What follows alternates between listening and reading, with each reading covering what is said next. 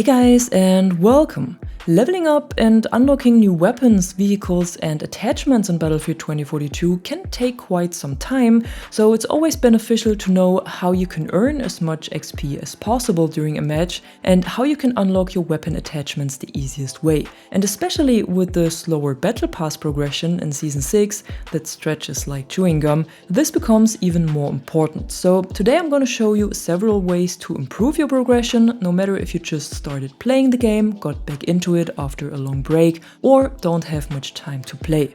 So let's get right into it with a few specialists and loadouts I can recommend for higher XP, and the events that let you earn the most XP in total are spottings, blocked spottings, disruptions, their respective assists, heals and resupplies, and when you do all of this for your squad, you even earn 30% more XP, which means you should focus on the specialists and gadgets that are good at this. Alongside of the events, you will earn ribbons that grant you additional XP, but this is done on the side. If you want to know more about the ribbon system in general, check out the video in the info box where I go more into depth about it. As game mode for maximum XP, I recommend to play Breakthrough, because it provides a lot more choke points than Conquest, as the action is focused on less objectives, which is vital for earning more XP. However, there is one exception from this, and that's the new map Redacted. Here it doesn't matter if you play Breakthrough or Conquest, because there are choke points in every mode due to the linear nature of the map. What I can also highly recommend is playing Rush XL, which is a 128 player mode, but it's not always available.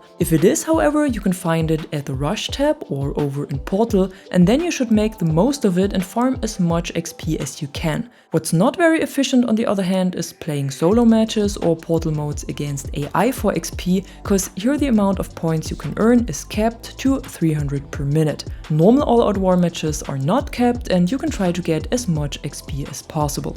And the first loadout I can recommend for this is to use either Casper or Paik and the Prox sensor or the T-UGS. The combination depends on the map you play and your personal playstyle. For close quarters, I would recommend Paik with her EMGX scanner, because this highlights all enemies close to you, even through walls. Just note that these highlights are only for yourself and not for your teammates. Your teammates only get the enemies spotted as red dots on their minimaps. When playing on larger maps, however, or when you prefer a more laid-back playstyle, Casper is the one you should use. With his recon drone, you can hover over enemies' heads and over objective areas and mark all enemies within your line of sight as red dots on your teammates' minimaps. In addition, you can destroy enemy gadgets with the drone's EMP blast and trigger damage states at vehicles, which will also give you XP for disrupting them. With each spotting, you receive 5 XP, and when one of your teammates kills the spotted enemy, the assist gives you additional 10 XP. Another recon specialist that is well made for stacking up points is Blasco and her infiltration device, but she's more of an anti-recon. When placed, her device blocks all incoming spotting attempts, jams enemies' minimaps and highlights their gadgets within the radius shown. Just look out for choke points or spots where many of your teammates are around and place the device.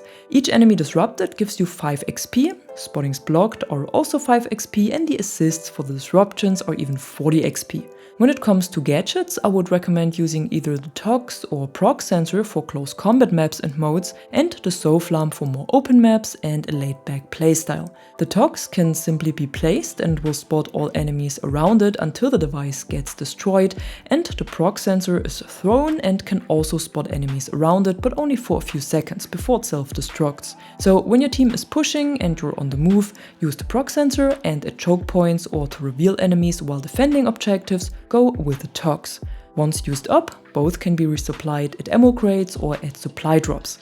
The Soflam, on the other hand, is perfectly made for more open maps and modes, because it's basically a binocular with which you can spot enemies on distance and also designate vehicles, so your teammates can lock onto them with the rocket launchers. Just be aware that it gives away your position through a distinct red glint. As throwable, I would recommend using the EMP or concussion grenades, because then you can get some more disruptions and assists that even give you 50 XP. Another loadout I can recommend for higher XP is either Irish or Falck combined with meds or ammunition. This can be a bit more stressful, but definitely pays off in terms of XP and also helps your team a lot. Both of these specialists can revive every teammate to full health, which gives you 50 XP. In addition to this, Irish can place a deployable cover to shield revives or fortify positions, but more important for gaining XP is his shootdown sentinel. When placed, it destroys incoming explosives for an amount of time, which can give you loads of points when defending objectives or at the choke points of Redacted and Stranded. Each projectile destroyed gives you 10 XP. Just always keep an eye out for good spots and place new sentinels when necessary or when the old ones got destroyed. Also note that the sentinel has a cooldown of a few seconds after an active phase, so to make sure no grenades can slip through, you should place both of them close to each other. Falck, on the other hand, has the Surret pistol that allows her to fully heal teammates from distance, and in addition she can revive them a bit faster than Irish and Angel, so there's a bit more potential for a larger number of revives during a match. As gadgets, I recommend using either the ammo or med crate for these two specialists or the respective pouches. The choice depends on the map, mode and playstyle again. When your team is pushing and you are always on the move, pouches might be the better option because they support mobility, but when you mostly stick around choke points or when defending an objective, the crates are a better choice because they can supply several teammates simultaneously and over a longer period of time. As for the type, I personally prefer to go with the ammo crates because I have the feeling that they have more potential for gaining larger amounts of XP, but if there are a lot of ammo crates around already, you might want to switch to med crates instead because it will benefit your team and your XP a lot more. For every heal or resupply, you receive 20 XP and you can easily do 100 or more of them per match. As throwables, smoke grenades always come in handy to cover your own revives or to conceal the revives of other medics, cause this will give you additional XP as well, but you can also use the EMP or concussion grenades that I mentioned before and go for some additional disruptions and their assists. Once you have gained enough XP and unlocked some weapons and vehicles, you will also have to unlock their respective upgrades and attachments. This is simply done by doing kills with them, but can take quite some time, especially with weapons that are a pain to play without any attachments. So unlocking them as fast as possible is probably everyone's goal. And the easiest way to do this is by playing solo matches against AI. But there are a few things I would recommend for the most efficient use of this. First of all, you should play Breakthrough when you want to go for weapon attachments or assignments, because in this mode you have a lot of enemies in one spot and can easily farm them with the right positioning. More about that in a second. Then I would recommend playing Stranded because it's an infantry only map, perfectly made for close to mid-range engagements, and it has no vehicles that could rain on your parade. With F on PC, Y on Xbox or triangle on PlayStation, you can change the map and also set the difficulty level of the bots. By default, they are set to beginner and I would recommend to keep it like this. As specialist, I always like to play Falck with an ammo crate because this way I can heal and resupply myself and don't have to rely on my AI teammates. Once you are on the map, there are some spots that help you get those kills a bit easier. So in the first sector, you should get up on the hill and shoot down into the objective area. Just always move behind the rocks again and heal yourself up so you won't get easily killed. In the second sector, you should quickly go to the left side of the entrance and then shoot over this obstacle, because the bots usually group up here and you can easily get a lot of kills. Once your team is inside of the objective area, move further towards the back of it, because here's where the bots respawn. In the third sector, you can then either fire from this little balcony again, similar to Sector 1, or you flank the enemy team and get behind them. Depends a bit on the weapon you want to level up. And once they retreat to the last sector, find this spot here and you have a great line of sight for farming more kills. This way you can easily do over 100 kills within about 10 minutes, because these games usually don't last any longer. If you want to extend them a little, wait for the bots to revive each other so you can kill more of them in one place. Do this over and over again until you have unlocked all of the attachments you want, or until you have enough of killing bots. Whatever happens first. If you need long-range kills, however, to unlock some specific weapons or optics, Stranded is not the perfect map to go. Instead, I would recommend Spearhead because it has the long lines of sight you need. If you have to keep a certain distance to an enemy to complete your assignment, simply spot them with Q on PC, RB on Xbox or R1 on PlayStation, and the exact distance is shown. Then you just need to keep it and do your kills. This way you can level up all of your weapons, specialists, gadgets and vehicles to tier 3 or mastery 12, unlock all of their attachments or upgrades and also complete the assignments that some weapons and attachments have.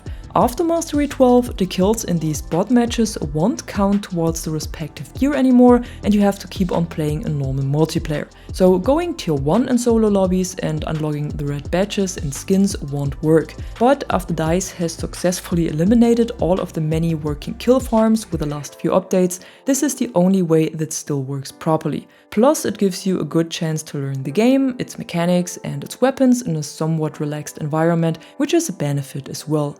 Another advantage of these lobbies is that you have access to all vehicles at any time, so you can also level up them and unlock their upgrades. And for this I would recommend Spearhead or Flashpoint on either Breakthrough or Conquest, because these maps have enough space for vehicles and most of the objectives are in the open and easy to access in a tank or heli. On Spearhead you play from the Russian side and will have access to the vehicles of this faction, and on Flashpoint you play for the US and have access to the rest of them. So just check which vehicle you want to upgrade and which faction you need for it. As a little tip, when you shouldn't have access to a vehicle because they are on cooldown, just spawn into a teammate's vehicle and switch to the driver's seat. The bots will always make space for you. And one last thing you can try out to farm kills, but this only works for a very small percentage of players, is Noname's Aim Trainer.